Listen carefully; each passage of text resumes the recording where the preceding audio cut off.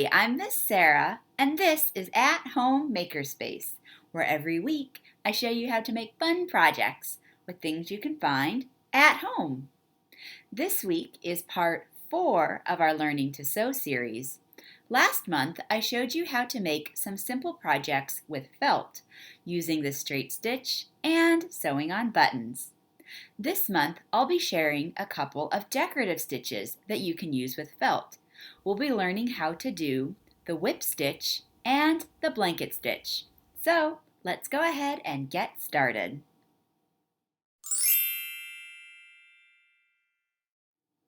The first thing you'll need to do is cut your fabric in the shape of your pattern. In last month's video, I went into some more detail about how to make a pattern. So if you need some more information, be sure to check out last month's video, which I will link in the description.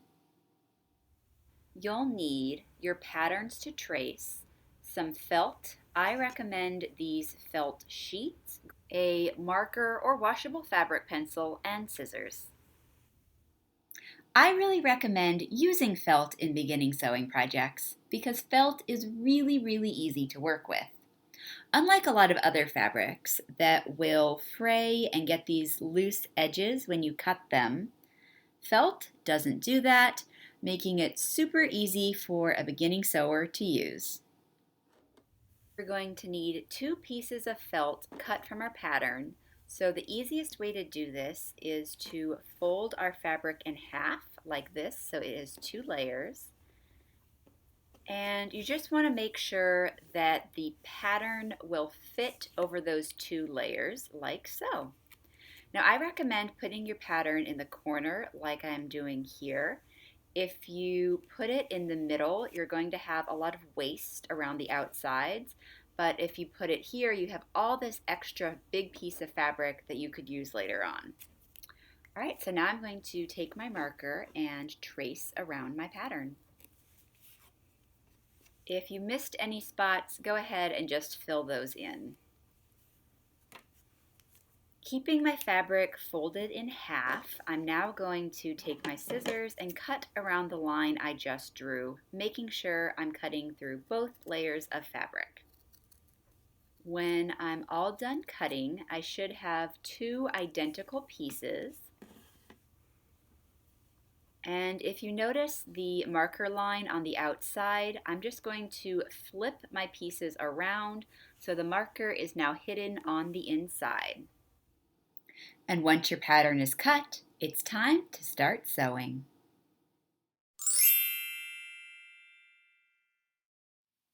The whip stitch is a decorative stitch which can be used on fabrics, like felt, which don't fray when cut. It's a great stitch for stitching together the edges of 2 pieces of felt. You'll need felt cut to the shape of your pattern, a needle and some thread. Make sure you're using a needle that's for hand sewing, and you can use either regular thread or embroidery floss. You'll also need a pair of scissors. I'm going to be using some black embroidery floss for my projects because it will show up well on camera, but feel free to use whatever color you think will look good for your project. If you need some help learning how to thread a needle and how to tie a knot at the end, be sure to check out last month's video where I go into detail about tips and tricks for threading your needles and a couple of ways to tie a knot at the end. Once again, that video will be linked in the description. We're going to start our whip stitch by bringing the needle up through just 1 layer of fabric. You want your knot to be in the middle between the 2 pieces so we can hide it.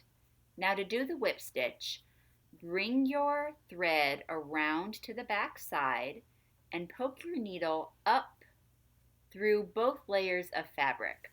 When you do so, you should have a small loop that goes around the outside edge. Now I'm going to repeat that, bringing my needle up from the back side all the way through both layers, and when I pull tight, I have another loop. And I'm just going to repeat this looping, going around to the back side and bringing it up through the front side until I run out of thread. You'll want to try to space your loops as evenly as possible. When you run out of thread and need to tie off, here's what you do. Start a stitch by going up through the back, but don't pull it tight. Leave this loop of thread because we're going to take our needle through that loop twice. So 1 time through and 2 times through. Now when I pull it tight, I form a small knot, as you can see there on the outside edge. I want to snug it up against the fabric, then bring my needle down through the base of my last stitch and then up somewhere in the middle, but I only want to go through 1 layer. So I'm just bringing it up through this layer and pulling it through. Now I'm just going to trim the extra thread. And you might be wondering why I brought my needle up through the middle of the fabric. Well, that's because after I trim the extra, there should be a tail that will now be tucked in between, like so. Continue sewing until you've reached the end of your project, and we're going to finish off almost the same way we did before. From the back side, I'm going up through just 1 layer of fabric, so my needle will poke out between those 2 layers. Can you see that? It's right in between the 2 layers. Okay, now I'm going to pull the needle until I have a loop of fabric left, then bring my needle twice through that loop and pull it tight to snug the knot up against the fabric. The last thing I'm going to do is go down through where I started my last stitch and up through the middle of the fabric, but making sure I've only gone through 1 layer. Now, when I trim it off, the tail of the thread should disappear in the inside, and there is my final project.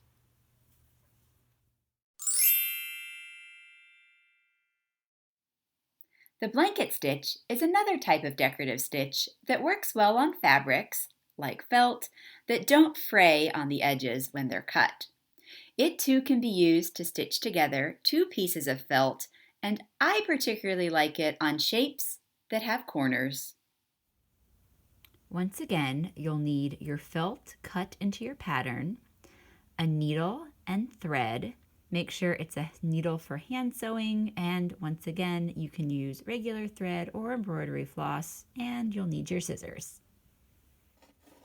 We're going to start our blanket stitch by going up through just 1 layer of fabric. This way we can hide our knot between the 2 layers. Next, I'm going to bring my needle around to the other side, and I'm going to go through the fabric, and I'm trying to have my needle come up in the same spot it went through earlier. Now I'm going to pull my thread until it forms a loop, then pass my needle through that loop, and I'm going to go from right to left when I bring my needle through the loop and then pull it tight. Okay. When I start my next stitch, I want to go over about the same distance as my stitch is long. So I'm going to go down about here through both layers of fabric. And as you can see, I went through at an angle, so the back side is actually a lot higher. Now I'm just adjusting my needle so the back and the front side are about even. Make my loop, then go through the loop once again from right to left, and then I'll pull it tight. And I might have to adjust it a little bit to get everything to sit where I want it to. I'm just going to use my needle to loosen it up a little bit and get that extra bit centered along the seam. A seam is what you call a place where two pieces of fabric meet. All right, I'm just going to repeat that. I'm going to go down through both layers of fabric, then go through the loop and pull it tight. Try to make your stitches as even as possible. So things to remember, you'll always want to go down through both layers of fabric, leave a loop, and move right to left through that loop. When you get to a corner, like this, there's a special trick for getting your blanket stitch to look like this. Here's how to do it. I'm actually going to go down in the same place as my last stitch, make my loop, bring my needle through, and when I do, I want to line it up with the corner as I tighten it. You can help direct where your thread lands, so try to make it hit that corner. I'm going to go down through the same spot a third time, make my loop, and go through the loop. This time when I pull it tight, I want to line it up with the other side of the ear so I almost have a square. You can now continue doing the blanket stitch as normal until you run out of thread. When you're ready to tie off your thread, start your stitch normally by going down through both layers and making a loop and bringing your needle through that loop.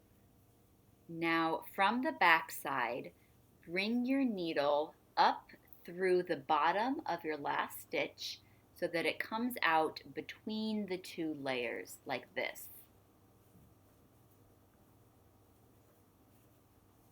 Now pull tight and bring your needle through the loop you just made.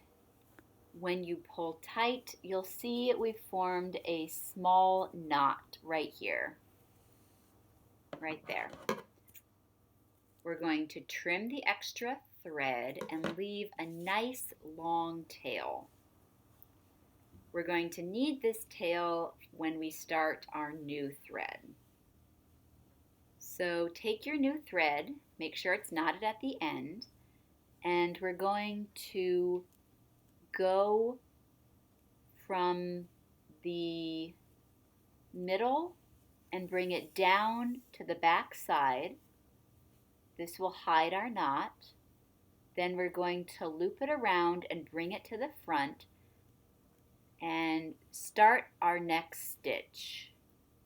You want to make sure you grab that extra tail in the little loop, and now we're going to pass our needle through the loop from right to left as we've been doing before. And that extra long tail from earlier will just continue on the pattern as if we never had to change threads. Make sure to tuck the extra bit even further down in between the middle of those two layers. And now that we've started our new thread, you can continue on as before, going down between those two layers and bringing your needle from right to left through the loop. We'll continue this until we've finished our project. So after you make your last stitch, you're going to bring your needle down through the base of the very first stitch you made. We're going to tighten it up until we have that loop, then pass our needle through one last time.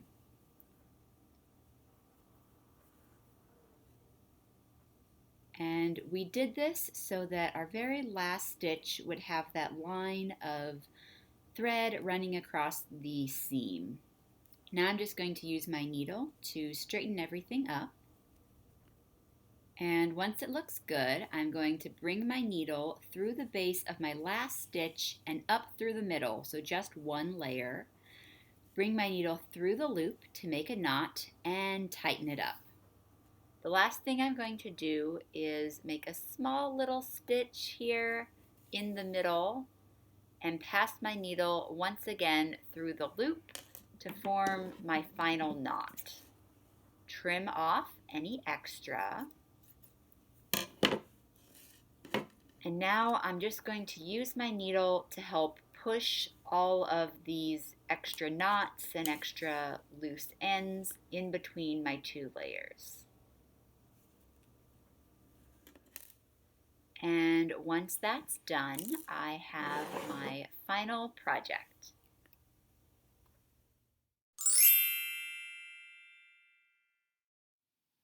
We hope you enjoyed learning how to do a whip stitch and a blanket stitch with felt. If you do make a project, we'd love to see it, so please take a picture and share it with us at the library. You can do so through our Facebook at www.facebook.com/FHCPL, through our Instagram. Our handle is @FHCPL, or you can send us an email. Our email address is makerspace@finleylibrary.org. We hope you've been enjoying our Learning to Sew series. Remember, we have 3 previous videos for you to enjoy, and be sure to tune in again next month for a new video in our Learning to Sew series. See you then! Bye!